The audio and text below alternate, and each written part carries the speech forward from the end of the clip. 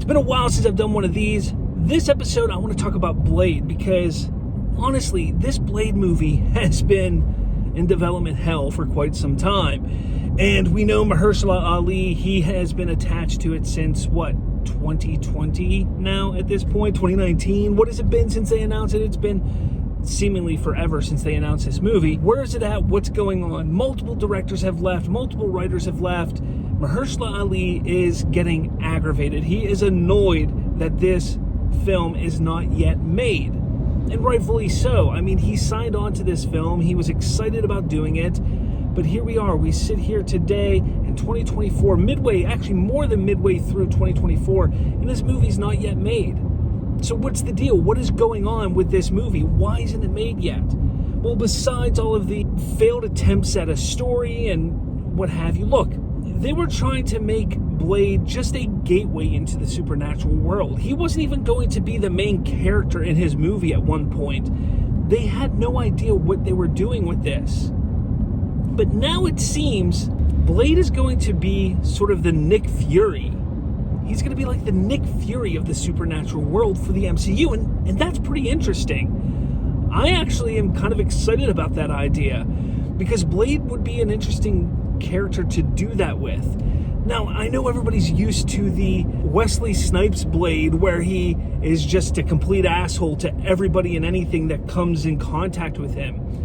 But I think we're going to see a different type of Blade with Mahershala Ali. But I think if they go that route, I think if they go this direction with Blade, I think he can pull this off. I think him being the, again, Nick Fury of the supernatural world for the MCU is a really interesting and cool concept and way to go. Because then you would be kind of separating the two areas within Marvel, which I said they should have done years ago when they first announced Blade, when they started to introduce the supernatural into the MCU. Yes, you can have them cross over with each other every once in a while, time and again, but not all the time. And how could it connect to the Doomsday arc? Well, that's the interesting part, because it may have the best chance to connect to the Doomsday arc. You see, we have all these movies that are coming out.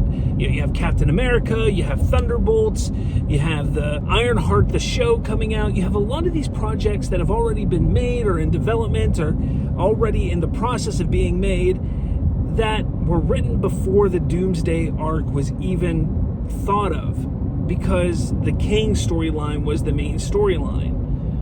And sure, they're taking some inspiration from what they were going to do with Kang and kind of shifting it and turning it into Doom. But the crazy thing is that there's a lot of changes that are taking place, so the supernatural element is going to be the best jumping off point for that. There's only a few other characters that really can do that. You got your Miss Marvel, your Shang-Chi, your America Chavez, who can dabble into that. All of your other characters that have been established in the MCU to this point can't and haven't or won't have the ability to dabble in that. So you're going to have to rely on a couple quick, small projects to push out before Doomsday, before Secret Wars, and before Secret Wars Part 2 or Avengers Forever. Go check out my other video that isn't a member exclusive for more info on that. But before those movies come out, you're going to have to rely on the supernatural films and elements of the MCU to establish what's going on there. And Blade being the catalyst for that is great. Now, I know you're going to hear people talking about, the Blade movie's kind of in limbo right now. No, they have a plan. They have an idea.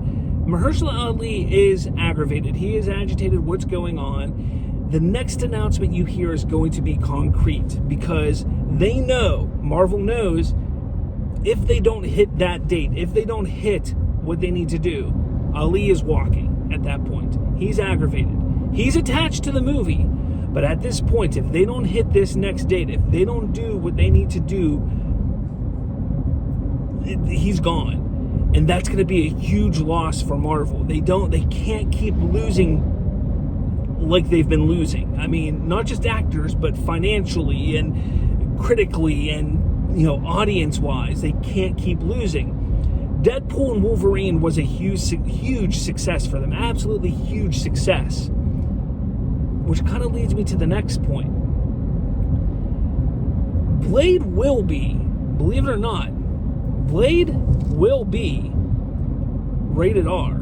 They were leaning more towards it being a more adult PG-13, more, not as comedic. They didn't want it to be comedic. They wanted it to be a little more adult-oriented. That was kind of the idea. But they have decided, or they're talking about, pushing it to being more R-rated because of the success of Deadpool and Wolverine. They're open to the idea of having a more adult-oriented section of the MCU, as long as it doesn't take away from what they have been doing. So that's their plan. And if they continue to push that, and if they go that route, I think they're going to see a lot of success. But there you have it, guys. That is my discussion on Blade. Let me know what you think about this. Hit that like button. Hit subscribe. I'm guessing you're subscribed, though. If you're a member, just old habits. But hit that like button. Share this around. Tell your friends to join up. Become a geek talker at Slavs Free Talk. Thank you for being a member. With all that said, I'll catch you all later.